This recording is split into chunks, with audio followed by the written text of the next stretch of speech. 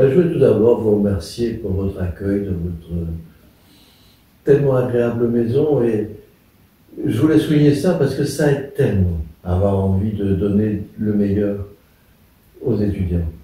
Merci. D'abord, c'est réciproque. Et malheureusement, les étudiants ne sont pas tous retenus ici. Hein. C'est dans un établissement. Ils en profitent indirectement. Ok, je prends. Merci.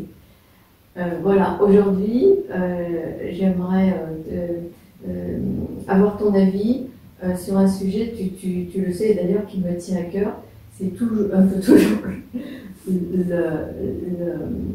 des questions qu'on pose et auxquelles j'ai du mal à répondre. C'est la classification des différentes thérapies brèves. Et puis même, par rapport à l'hypnose, comment est-ce qu'on peut expliquer les thérapies brèves par rapport à l'hypnose? Il me semble, mais je n'ai pas de vérité absolue, qu'il n'y a pas de changement sans changement, je dirais, d'équilibre corporel, qu'on pourrait dire neuro-végétatif en particulier, changement postural qui prévoit l'adaptation au nouveau mouvement, et que l'hypnose est une manière de provoquer un réflexe de transe qui est le meilleur chemin permettant de produire ces nouveaux équilibres. Bien sûr, on croit très généralement qu'il faut faire des transes longues, on va appeler ça hypnothérapie. Or, les pratiques des thérapies brèves, les pratiques issues de l'MDR en particulier, nous montrent qu'en fait, il suffit très largement que ces moments de transe puissent être très brefs, qu'on puisse appeler ça micro-transe, et que Gaston Brosseau appelle ça reset, refaire une remise à zéro, et c'est extrêmement intéressant puisque en mettant ça en lien avec la psychanalyse et ce qu'en disait Lacan, eh bien, ça se rapproche beaucoup de ces moments qui sont les points capitaux à l'occasion desquels les mots, la signification des mots, la réaction corporelle et tout le corps sont alignés. On crée à travers les micro-trans ce que j'appelle quelquefois pour rire un alignement des planètes. Et ça, on va le retrouver bien sûr à certains moments dans l'hypnothérapie, on va le retrouver dans toutes les pratiques autour de l'EMDR, par exemple ce qu'on enseigne ici, hypnose et mouvements alternatifs, mais on va le retrouver aussi à travers les thérapies brèves, qui sont un dispositif qui amène la forte probabilité de moments de micro-trans et de changement. C'est ce qui nous fait dire que finalement, les thérapies brèves sont une manière particulière et très dirigée vers le changement de l'hypnose conversationnelle. Est-ce qu'on pourrait dire, donc en résumé, que la thérapie brève, c'est l'hypnose conversationnelle? Je pense. En tout cas, ce qui va provoquer le changement, c'est la micro-trans. Donc à ce niveau-là, c'est une hypnose conversationnelle, puisque le média principal va être effectivement la conversation. Tu me posais la question des différents modèles de thérapie brève, qui est effectivement à une époque où de nombreux centres font des formations d'une thérapie qu'ils appellent intégrative, dans laquelle il y a de l'hypnose, il y a des éléments de thérapie brève. Il nous semble que, quand je dis nous, c'est le groupe avec lequel je travaille, Julien Bedbez qui vient ici, Wilfried Martineau, il nous semble que le fait d'apprendre un petit peu à part les modèles permet à chacun de faire son modèle intégratif personnel, alors que les modèles, je dirais, intégratifs qui souvent vont être la manière particulière de faire d'un maître, prennent le risque d'être plus confus et de se mettre à admirer un maître qui ne saurait être défaillant. Alors, pour résumer, on a la thérapie orientée solution. Elle, eh bien, ça consiste devant une difficulté, je dirais, on saute l'obstacle et on va explorer le monde de l'autre côté de la colline. Et lorsque la personne se voit dans un monde sans problème, elle se rend compte qu'elle arrête de faire ces tentatives de solutions inefficaces qui ne font qu'entretenir le problème. Donc ça, c'est l'éthos. Voilà.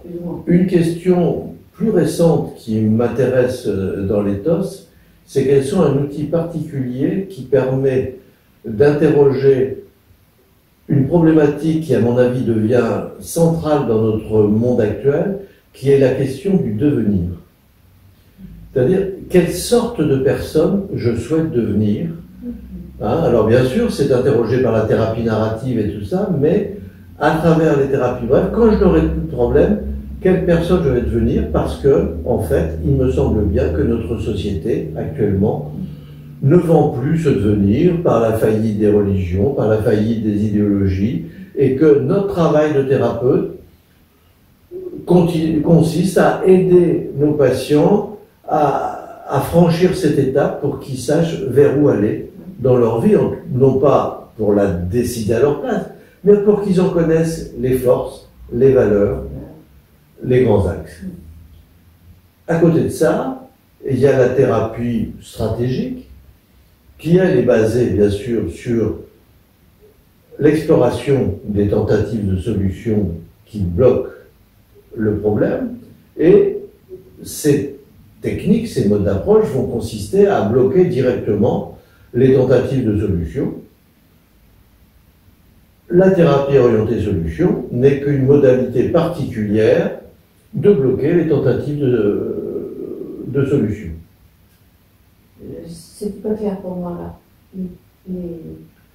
La thérapie orientée solution, en imaginant par exemple le miracle, va faire comprendre à la personne qu'il y a un monde dans lequel il n'y a pas de tentative de solution qui entretienne le problème, exactement comme les tâches qu'on utilise en thérapie stratégique, qui vont être destinées à le bloquer, mais en thérapie stratégique, on utilise aussi beaucoup la question miracle et autres approches de ce genre-là. En gros, il n'y a pas tellement de différence alors. C'est très exactement le même mot. Je dirais la thérapie orientée solution, pour reprendre ce que disait Steve de Chazer, un de ses premiers promoteurs, c'est l'art de poser les bonnes questions pour faire avancer les choses. Et la thérapie stratégique, Giorgio Nardone nous rappelle que c'est l'art de proposer des tâches. D'accord. Donc une, c'est un peu une maïotique, voilà. Et l'autre, voilà. c'est une prescription. Les deux sont extrêmement complémentaires. Et en fait, dans ma pratique personnelle, qui est donc intégrative avec l'hypnose, les thérapies brèves et aussi l'utilisation des mouvements oculaires, etc., eh bien, tout ça se mélange très allègrement pour la bonne raison que même la simple hypnose, qu'est-ce que c'est qu'un moment d'hypnose? C'est un moment pendant lequel la personne arrête de se battre contre ses problèmes, arrête de se battre contre les moulins à vent et donc fait une expérience de suspension des tentatives de solution qui entretiennent le problème. C'est donc, en définitive, il faut arrêter finalement de poser la question que je t'ai posée. Est-ce qu'on peut classifier définir toutes ces différentes thérapies? Non. Ce sont simplement des perspectives complémentaires sur la manière de voir la façon dont les gens sont capables de s'emberlificoter dans des bonnes intentions qui vont qui vont construire leurs problèmes et leur en faire au quotidien.